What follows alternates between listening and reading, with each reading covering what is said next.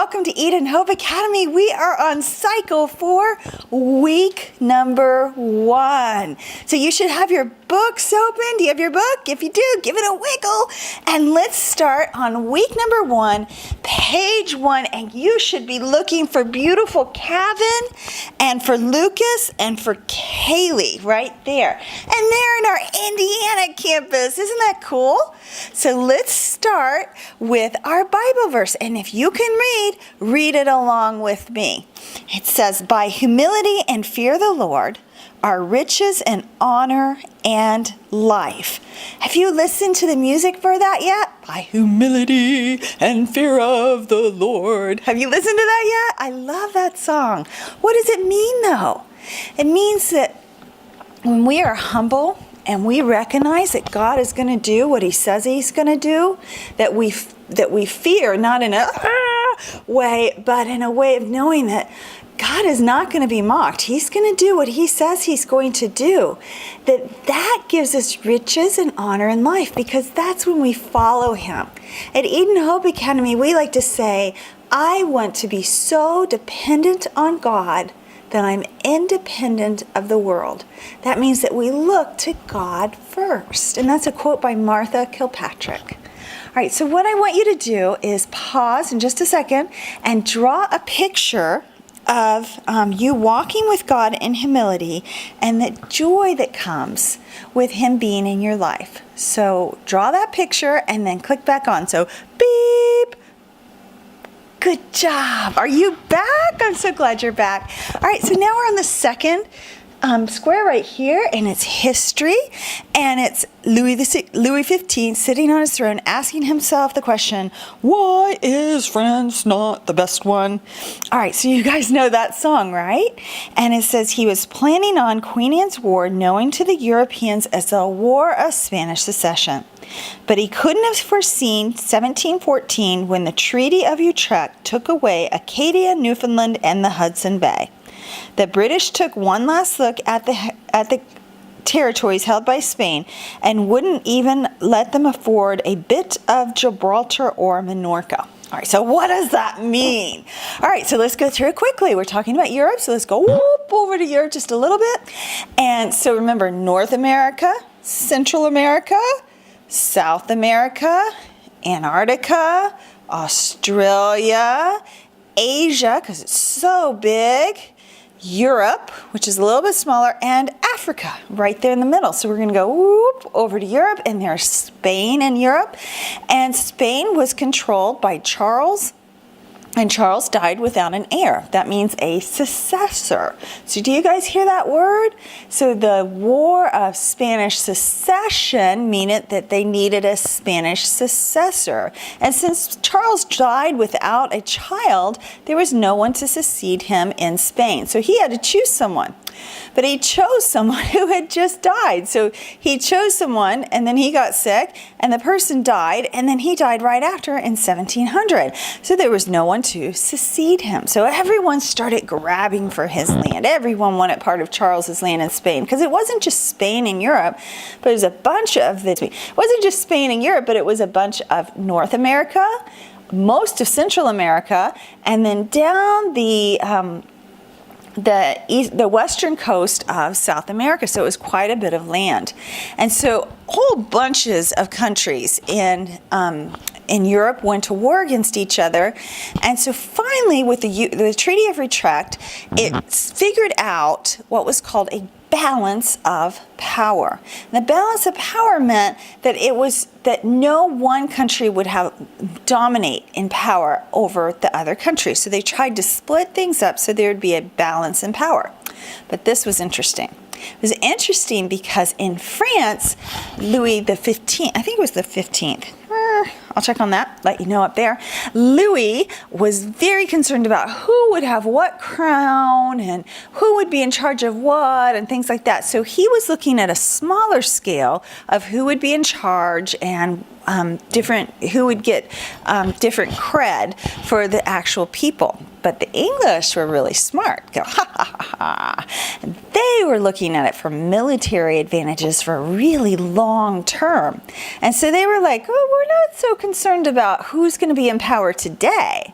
But they got Gibraltar out of the deal. Now, Gibraltar is, Spain and Portugal go down, and Morocco goes up, and Gibraltar is right between the two of them. And it is the only entrance point to the Mediterranean Sea. And so they knew if they controlled Gibraltar, guess what they would control? You're right. They would control shipping to the Mediterranean Sea. So this comes into play a lot more later. But the important parts of the War of Spanish Succession are that it was secession, one after another, that it was a world war, that it ended in 1714 with the Treaty of Utrecht, that balanced power, and England had really long-term vision on this. So down here, so that was a long one, wasn't it? Go, whoo! But we got through it, right?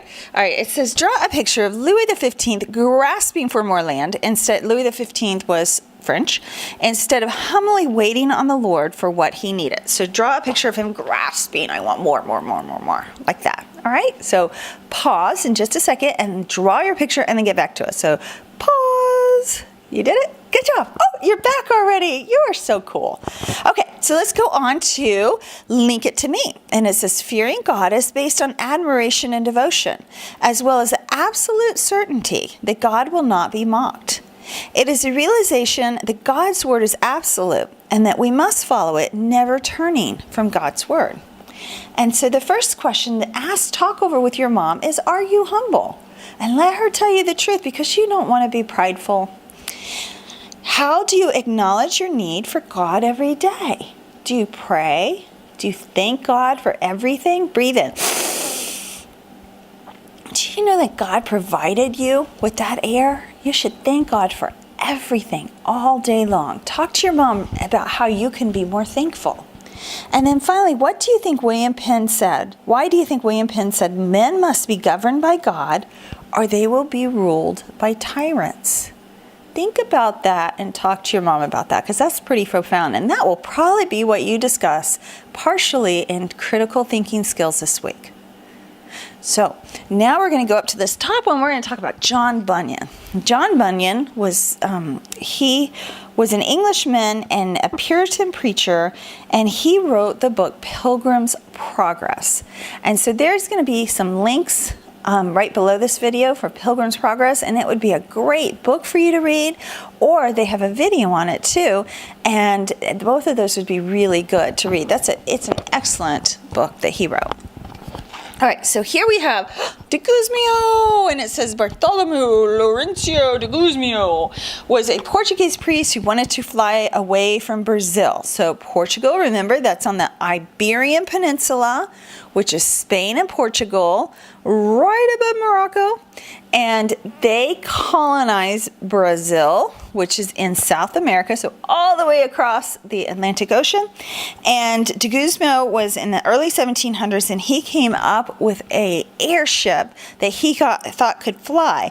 And so it's one of those early types of inventions where people are really trying to figure out how to do these cool things like flying. And so we're going to build some airplanes, some airships in Eden Hope Academy this week. All right, so don't draw a picture there because you're going to do it during class. All right, and so, we have Caleb, who is in Indiana, and we've got Brady, and she's a mama, and she is in our Cat Lake campus, and we just love both of them. All right, finally, we have Alexa Fats. Let's take it to the max. Did you guys listen to that? One of our 4-year-olds came back this year, and she still knows this song by heart, and I just think that's so cool. All right, so, excuse me. Here we go. Tsar Peter the Great of Russia called for vitreous bearing. So, Tsar Peter the Great in Russia. So, let's look. Alaska's right here. And Russia's right here. So see how close they are? And then Canada's here, and the U.S. is down there. And so Tsar Peter the Great told Vitus Bering to go explore Alaska, see what he could find. And he did, and in 1740, then William Stewart put his true word in for us to buy it back. It was worth $7.2 million. Lordy, lordy. All right, so in So the United States bought it from Alaska. Alaska just thought that it was kind of wasteland, that it was just kind of snowed over wasteland. But we saw it with strategic advantage, just like, remember those British guys? Yep, same thinking, strategic advantage. Buy it, and then you're going to use it in the future, even in future generations, not necessarily yourself. So it goes on to say so William Seward bought it in 1867, but it took until 1958 for Alaska to become a state. That's 91 years. Okay, and then it goes through that Alaska is bordered by Panama, the Pacific, the Arctic Ocean, and Denali is its highest peak, and there's Aleutian Islands to the west all week, and Prince William Sound and Bristow Bay are the biggest ports around. So that's such a fun song to memorize. So work on that song, work on all the songs, because do you know what's going to happen? Your critical thinking skills teacher, when you know these songs and when you've done your pictures, she's going to give you a stamp. And if you earn all your stamps and you memorize your songs, you'll get a colored t-shirt with Eden Hope Academy on it at Christmas time and at the end of the year, which is like so cool. So you guys did a great job already on week 1. I'm looking forward to working with you this year, and I'll see you later. Bye-bye.